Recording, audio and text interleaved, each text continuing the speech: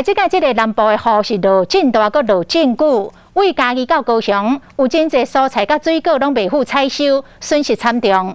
像高雄木瓜甲菱景拢闭开，根本袂当卖。台南的即个梅拢香瓜啊，嘛规片拢来泡水。农业大县屏东阁较惨，敢若是茄仔甲苦瓜损失就高达9000万。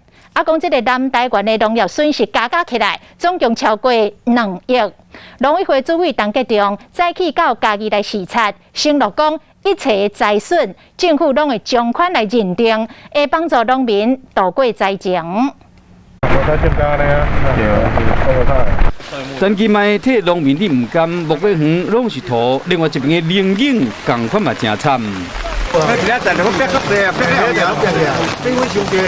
菱景差不多拢报销去啊，农友有够艰苦，全高雄农业损失将近2000万。我来看台南，规片田拢淹水，其实水内面拢是芳瓜，农友是要靠无目屎。水量真的太大了，整晚1-2个小时下500多。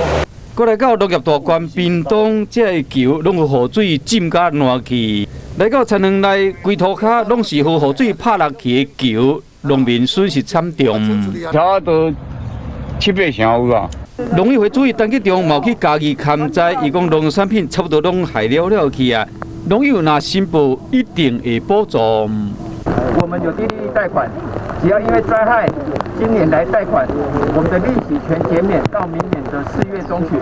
南台湾连续几啊天拢落大雨，农损敢若8月份初步估计就超过2亿的损失。农友敢若希望讲天公伯啊较好心力，唔能好这灾害继续个增加。